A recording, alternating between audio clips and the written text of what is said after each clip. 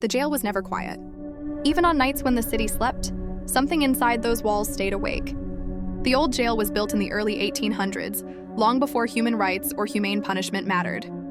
Men were dragged through its iron doors in chains, sometimes screaming, sometimes already broken. The building was designed to intimidate, to crush hope before a sentence was ever spoken. Cells were dark, air barely moved, and the smell of sweat, fear, and sickness never left. Prisoners slept on stone floors. Some never saw daylight again. Executions happened close enough that inmates could hear the ropes creak and the trapdoors drop. One man, convicted of piracy, reportedly screamed all night before his hanging.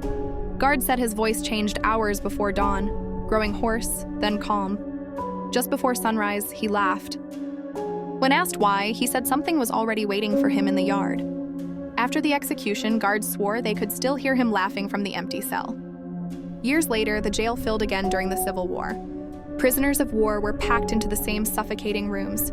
Disease spread fast. Men coughed until blood covered the walls. Some died standing up because there was nowhere to lie down. They were buried quickly. Some weren't buried at all. More than one guard quit after hearing their name whispered from behind locked bars.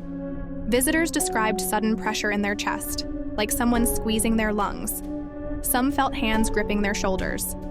Others heard muffled chanting, low and rhythmic, as if a crowd was gathering again for a hanging that never ended.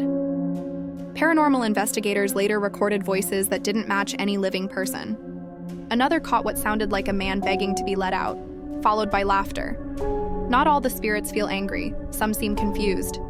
Tour guides talk about hearing soft knocking from inside sealed cells, 3 slow taps.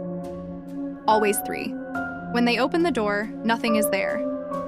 But the knocking continues, cell to cell, as if someone is still asking to be acknowledged. Locals believe the jail doesn't hold ghosts. They believe it holds moments. Moments of fear, moments of regret. The old jail isn't trying to scare anyone. It's trying to be remembered. Because the worst thing that ever happened inside those walls wasn't death.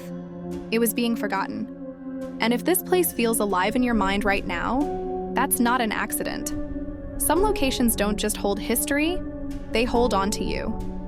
So here's the question. Would you step inside knowing something might follow you back out? If your answer is no, hit that like button. If your answer is yes, subscribe now, because this channel is built for people who aren't afraid to look closer.